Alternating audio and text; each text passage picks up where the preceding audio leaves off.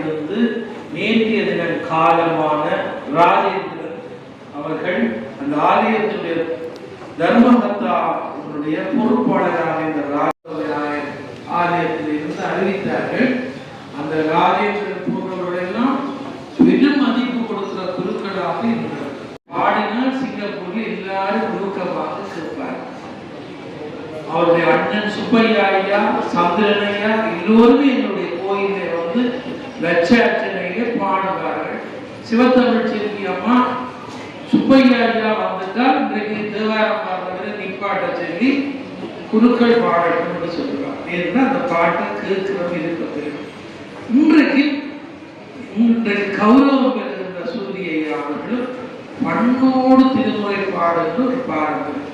இந்த பாரம்பரியத்திலே தான் இவர்களுடைய புறாமம் தான் இப்பொழுது நெல்லூர் கந்த சுவாமி கோயிலை பார்க்க பிரசன்ன குருக்கள் என்று இன்றைக்கு பிரபல்யமாக இருக்கின்ற நெல்லூர் கந்த சுவாமி பாடுற ஐயா ஐயாவுக்கு அன்னைந்த பாடல். ஐயா அந்த மருமகன் ஒரு பெரிய பாடகர், எல்லாருமே பாடகர். அது கும்பலாவளை அளவட்டி செய்த பாக்கியம். எனவே குருக்கள் அவர்களை மிகப்பெரிய கும்பாபிஷேகங்களை சந்தித்தவர் நான். சிங்கப்பூரிலே மிகப்பெரிய ஜனாதிபதி பிரதமர் எல்லோரும் தமிழர்கள் மதித்த குரு. அவர்களுக்கு விருது கொடுப்பதை நாங்கள் பெருமை கொள்கிறோம். அவர்களுக்கு இப்பொழுது இன்றைய விழாவுடைய பிரதமர் பொன்னாடை கொடுப்பார்.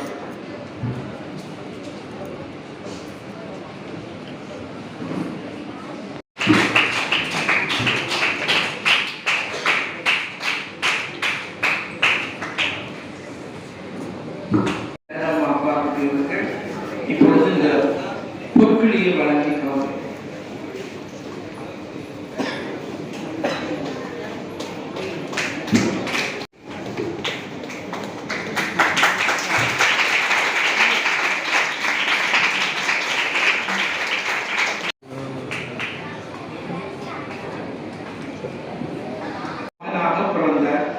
இவர் ஆரம்ப கல்வியினை அளவட்டி சதானந்த பாடசாலையில் கல்வி பெற்ற பின் திருக்கேதீஸ்வர வேத பாடசாலையில் பால பண்டிதர் கல்வியினை மேற்கொண்டு பின் பிரம்மஸ்ரீ சுப்பிரமணிய சாஸ்திரிகளிடமும் சமஸ்கிருதத்தை விசேடமாக கற்றார்.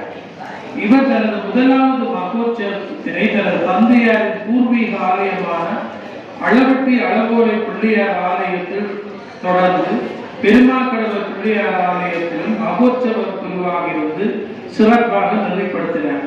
அத்தோடு தெல்லிப்படை துர்க்கியம்மன் ஆலயத்தில் பிரதி செவ்வாய்க்கிழமைகளில் விசேட குருவாக கலந்து கொள்வதோடு துர்க்கியம்மனின் மகோற்சவத்திலும் ஏனைய விழாக்களிலும் சிறப்பு குருவாக கலந்து கொண்டுள்ளார்.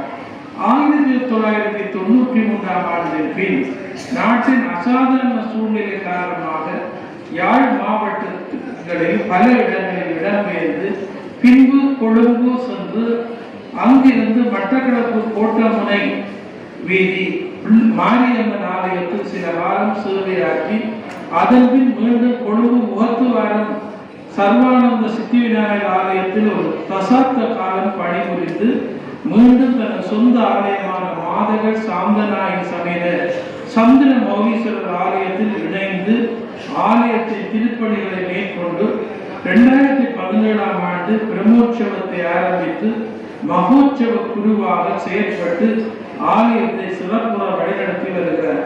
இவரது சமய பணிகளை மதித்து பாராட்டி 19/6/2024 புதன்கிழமை நடைபெறுகின்ற அன்னை சிவத்தமிழ் செல்வி கலாநிதி தங்கம்மாக்கா குடியில் 16வது குருபூசை தினத்தில் மூத்த சிவாச்சாரியார் விருது வழங்கி கௌரவித்து பணிகின்றோம். வணக்கத்துக்குரிய ரத்தினையர் மாணிக்கவாசல் குருக்கள் எங்கள் தேவஸ்தானத்திலும் நீண்ட காலம் பணியாற்றிய பெருமைக்குரியவர். அவர்கள் இன்றைக்கு உடல்நலம் சரியில்லாத நேரத்திலும் அவரை அழைத்து வந்து அவரது குடும்பத்தவர்களுக்கு மிகுந்த நன்றி தெரிவித்துக் கொள்கிறோம். இத்தகைய சிவாச்சாரியர்கள் அவருடைய அம்மா இவர்கள் எல்லாம் ஆற்றிய பணிகள் மறக்க முடியாது. நான் ஆரம்பத்திலே சொன்னது போல இன்றைக்கு கோயில்களுக்கு சிவாச்சாரியர்கள் மிகவும் தட்டுப்பாடு. ஒன்று, சிவாச்சாரியர்கள் வெளிநாடுகளுக்கு போய் தாக்கிவிட்டார்கள். இரண்டாவது, சிவாச்சாரிய குடும்பத்து பிள்ளைகள் இப்பொழுது புத்தி உத்தியோக கல்வியில அவர்களுக்கு விருப்பம், அதை நாங்கள் தவறு சொல்ல முடியாது. இந்த நிலையிலே கோயில்கள் அதிகரித்து பல கோயில், சிறிய கோயில், மகோற்சவ கோயில்களாக மாற்றம் பெற்றிருக்கிற போது நாடு முழுவதும் சிவாச்சாரியருக்கு மிகவும் தட்டுப்பாடு. ஆனால் நாங்கள் ஒரு கணம் மற்ற பக்கமாக திரும்பி பார்த்தால் மிக கஷ்டமான பாடம். எண்ணக்காப்பு சாத்துவதற்கு சின்ன சின்ன கோயில்கள், பிரகார கோயில்களுக்குள்ள போயிட்டு வந்து நேரை பிடிக்கிறது தரையை செடிச்சு போய் எண்ணக்காப்பு சாத்த 375 நாள் தரையை செடிச்சு அதுக்குள்ள போய் பூசை பண்ணி பிறகு பார்த்து எல்லாரையும் திருப்திப்படுத்துவது ரொம்ப கஷ்டமான கடமை. அதனால சிவாச்சாரியார் கடமை என்பது உண்மையிலே ஒரு மிக கஷ்டமான கடமை. அவர்களுக்கும் வாழ்வு உண்டு, அவர்களுக்கும் தேவை உண்டு, அவர்களுக்கும் கஷ்டம் உண்டு. நான் ஒன்றை சொல்லி வைக்க விரும்புகிறேன். எங்கள் கோயில் தேவஸ்தானம், எங்கள் கோயில் தர்மகா சபை எல்லாரும் சிவாச்சாரியருக்கு மதிப்பு கொடுப்பது. எங்கள் ஆலயத்திலே நீண்ட காலம் பணியாற்றி அமரத்துவம் அடைந்தவர் அகிலேஸ்வர குருக்களையா. நாங்கள் இன்றைக்கும் அம்மாவை இங்கே கோயில் இல்லத்திலே வைத்து அம்மாவை பராமரித்து அவருடைய பிள்ளையை பராமரித்து மாதா மாதம் உழைப்பாற்று சம்பளத்தை கொடுத்து கொண்டிருக்கிறோம். ஏனென்றால் எங்கள் கோயில் பிரதம குருவாக இருந்தது. அவர் திடீரென்று காலமானால் நாங்கள் கையை விடக்கூடாது என்று இன்றைக்கு வரை கோயிலேயே வீடு கொடுத்து மாதா மாதம் அதுக்கு சம்பளம் கொடுத்து கொண்டிருக்கிறோம். எத்தனையோ கோயில்கள் இதை செய்வதில்லை. 30 வருஷம் 40 வருஷம் பூசை பண்ண குருக்களை அவர்களுடைய கடமைகளை செய்வதில்லை. எங்களுடைய தேவஸ்தானம் முன்மாதிரியாக இந்த பணியை செய்கிறோம். சிவாச்சாரியர்களை ஏன் கவனிக்கிறோம் என்றால் மிக கஷ்டமான, மிக அவர்களுடைய பணி என்பது ஒரு அர்ப்பணிப்பான பணி. நான் சில நேரம் பார்ப்பது காலையில் வந்து இன்றைக்கு அவர்களுடைய செங்கல் வாயில கொடுக்க காலையில் வந்து சில நேரம் அன்னதண்ணி இல்லாமல் இருப்பாங்க. தொடர்ந்து பூசை அவசரம் மாற்றிது. தேர்தலில் விடிய 4 மணிக்கு தேர்தல் திரிய வாங்கினா தேரால இறங்கி வந்துதான் தண்ணி. பெரிய கஷ்டம். நாங்கள் எங்க பிள்ளைங்களுடைய பிள்ளைங்க பல பேர் கொடுப்போம். ஆனால் இந்த வாழ்க்கை என்பது நாங்கள் அதுகளில் 10 தினம் தண்ணி குடிச்சுக்கோம். இந்த வாழ்க்கை என்பது சிவாச்சாரிய வாழ்க்கை கஷ்டம். எனக்கு தெரிய எங்களுக்கு புரோகிதமாக இருந்த சிவாச்சாரியருடைய பிள்ளைகள், பெண் பிள்ளைகள் எல்லாம் படித்தார்கள். அப்ப அவர் தாப்பன் சொன்ன, தம்பி நல்ல மணமகன் தேடுறோம், நீங்களும் ஒரு முயற்சி செய்யணும். இந்த பிள்ளை வந்து எனக்கு மோட்டார் சைக்கிள் ஏறிக்க சொல்லிச்சு. ஒரு 10 வருஷத்துக்கு திருமணம் மாஸ்டர் நான் சொல்றத கேளுங்கோ, எங்களுக்கு பூசை ஐயா வேண்டாம். ஏன்னா எங்களுடைய அம்மா அப்பா ஒரு திருவிழா பார்க்கல அடுப்புங்க.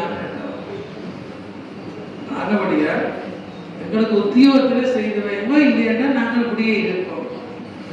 அந்த பிள்ளை சொன்னது நெஞ்சில எனக்கு என்ன இருக்கு. அவ்வளவு கஷ்டமான விஷயம் இந்த வேலையில எல்லாம். எனவேதான் சிவாச்சாரியர்கள் பணி செய்தவர்களை பண்போடு நன்கு செலுத்த வேண்டியது ஒரு சைவ சமயத்தினுடைய கடமை. இப்பொழுது குருக்களையா அவர்களுக்கு எங்களுடைய இன்று இங்கே வருகின்ற வைத்திய கலாநிதி மனமோகன் ஐயா அவர்கள் பொன்னாடை பற்றி முதலில் கௌரவம் செய்வார்.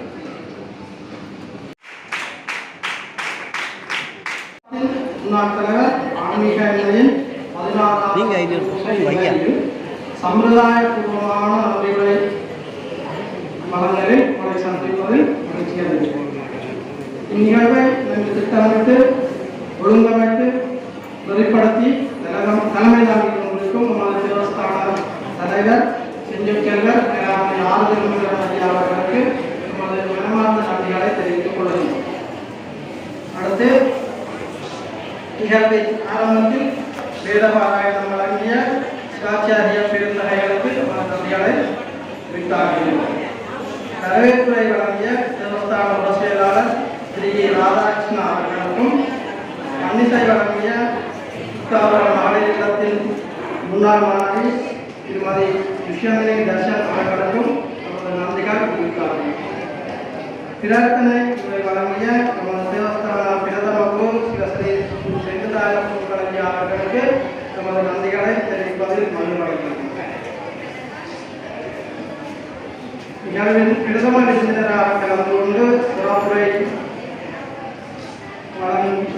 சிறப்பித்த யாழ்ப்பாணம் பல்கலைக்கழகத்து இந்திராணி பேராசிரியர் முகுந்தன் அவர்களுக்கு சிவஸ்தானத்தின் சார்பில் நன்றி சொல்ல கடமைப்பட்டுள்ளோம். நிகழ்வில் வாழ்த்துறை வழங்கிய அலிவடக்கு பிரதேச செயலர் திருமதி சிவகங்கா புதீஸ்வர் அவர்களுக்கும் நன்றி சொல்வதில் பெருமையடைகிறோம். சிறப்புரை வழங்கிய சர்மா அவர்களுக்கும் நன்றிகளை தெரிவித்துக் கொள்கின்றோம். இன்றைய நிகழ்வில் தேவஸ்தானத்தால் வழங்கப்பட்ட மூத்த சிவாச்சாரிய கௌரவத்தை ஏற்றுக்கொண்டு நம்மை பெருமைப்படுத்திய அளவட்டி கும்பலாவ பிள்ளையார் கோயில் பிரதம குரு சிவஸ்ரீ ராமசூரிய பிரபாகர் குருக்கள் அவர்களுக்கும் மாநகர் சாந்தநாயகி சமேத சந்திர மௌலீஸ்வரர் ஆலய பிரதம குரு சிவஸ்ரீ இரத்தின ஐயர்